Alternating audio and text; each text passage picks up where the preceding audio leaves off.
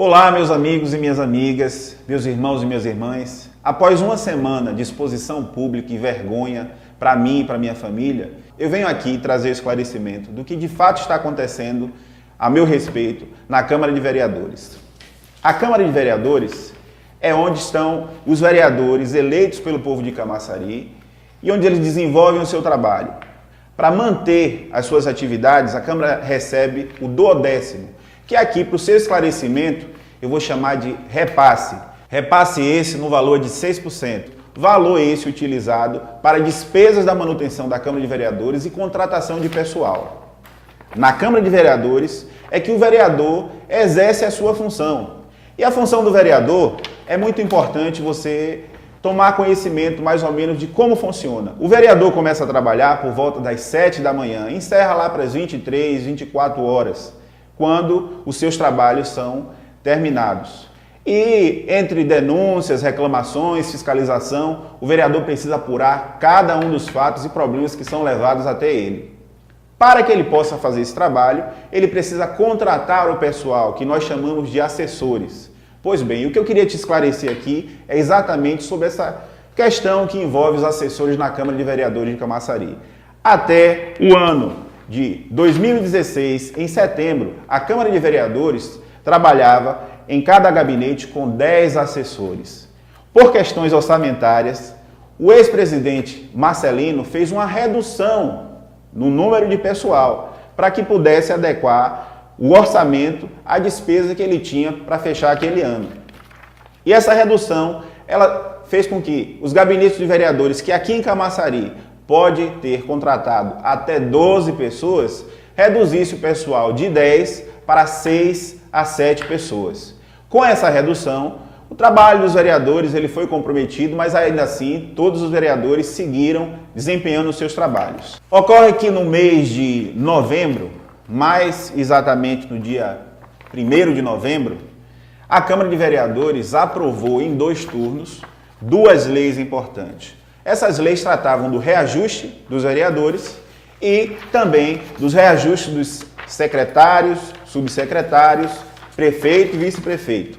A partir daí é que começa a confusão envolvendo o meu nome, presidente da Câmara de Vereadores. Por quê? Porque o ex-prefeito de Camaçari, o senhor Ademar Delgado, ele se omitiu da responsabilidade de publicar essa lei. E uma vez não publicando a lei, ela não poderia ser aplicada. Por lei, uma vez que o prefeito não publica essa lei, ela retorna para a Câmara para que ela seja sancionada pelo presidente da Câmara de Vereadores. O presidente José Marcelino, por sua vez, também se abdicou da responsabilidade de publicar essa lei.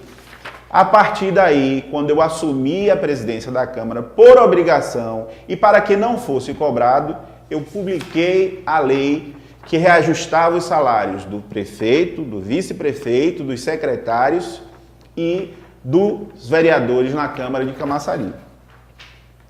Meus amigos, em janeiro nós começamos as nossas atividades como presidente da Câmara de Camaçari.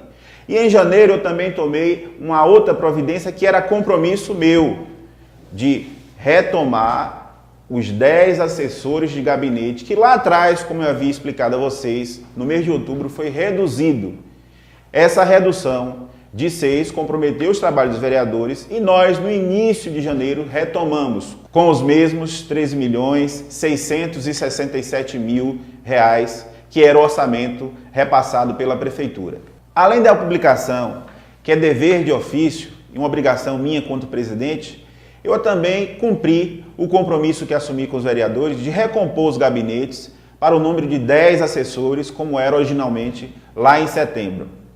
Porém, todos esses assessores iniciaram seus trabalhos com salários reduzidos, já que o meu orçamento permanecia os mesmos R$ 3.667.000. Além do número de assessores que eu havia atualizado aos gabinetes, a Câmara tinha aumentado de 19 para 21 vereadores. Então nós tínhamos mais 2 gabinetes para trabalhar com o mesmo orçamento.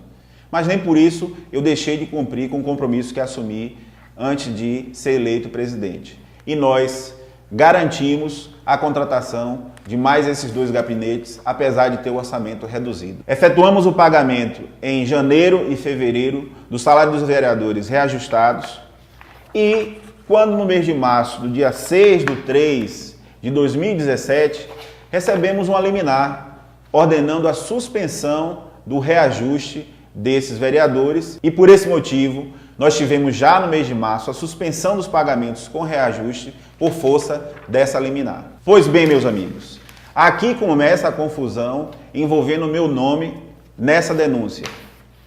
No dia 7 de abril de 2017, nós tivemos a atualização do 12º, que é exatamente o aumento do repasse que a Prefeitura faz para a Câmara de Vereadores. Com a atualização do 12º, eu posso agora fazer o reenquadramento no salário dos assessores dos gabinetes. Na gestão da Câmara dos Vereadores, para que a gente possa fazer alterações nos gabinetes, eu preciso exonerar e nomear, que significa demitir e contratar pessoas. De acordo com a denúncia, eu fiz 18 exonerações e 18 nomeações com as mesmas pessoas em cargos diferentes. O que eu queria trazer ao seu conhecimento é que ao longo desses 14 meses eu já fiz centenas de exonerações e nomeações. Isso porque no serviço público nós não temos a promoção do servidor comissionado. Para que eu possa alterar o nível de um servidor, eu preciso exonerá-lo e nomeá-lo novamente em um novo nível.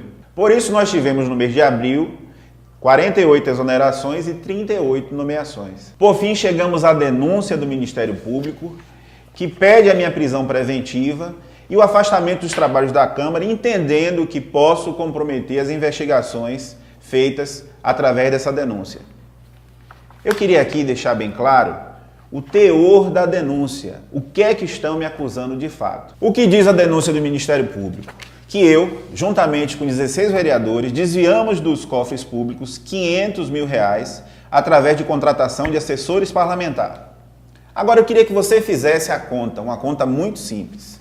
São R$500 mil que foram desviados dos cofres públicos.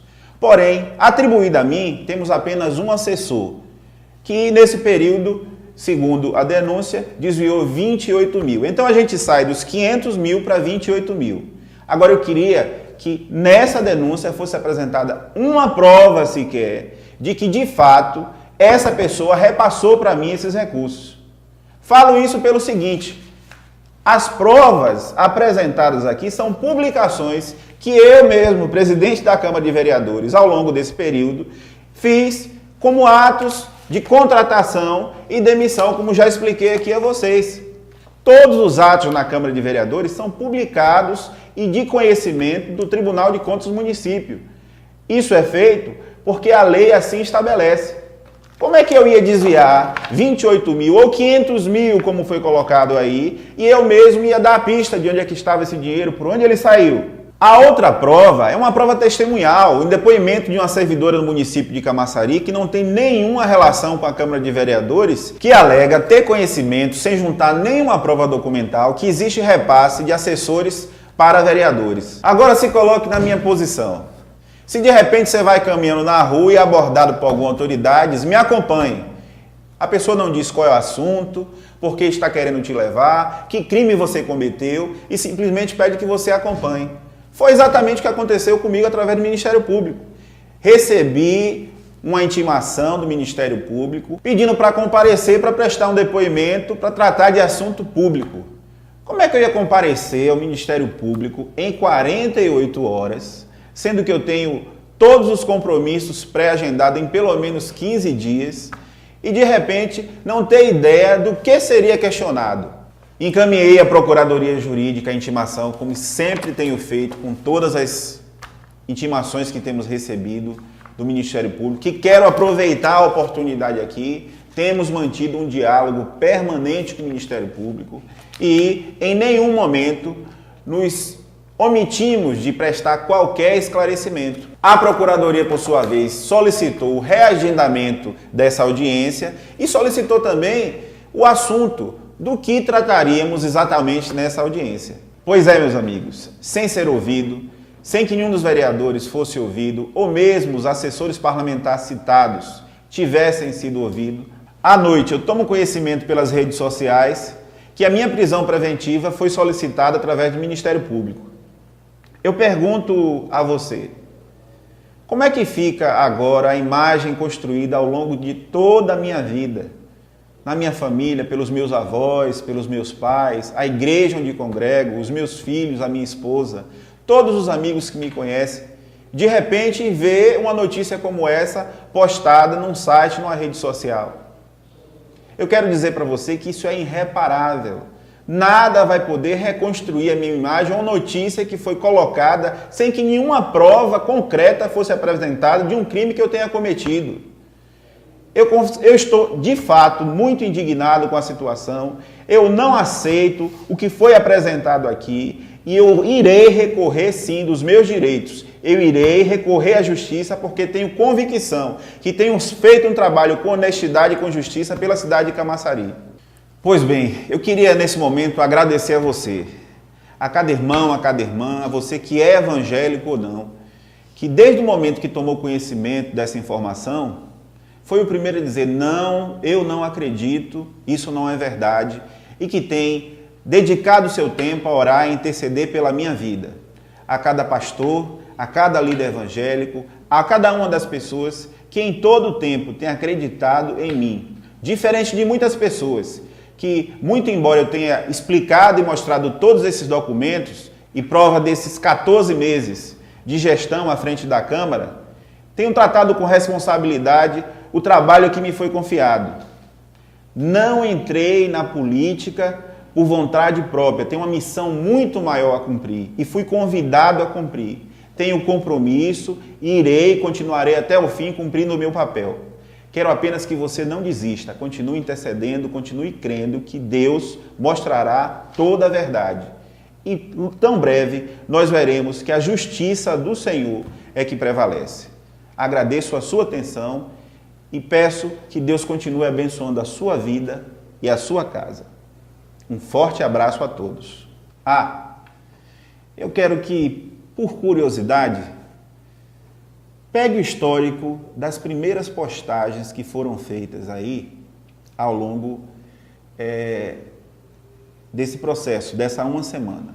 Olhe os sites e as pessoas que estão multiplicando essa informação.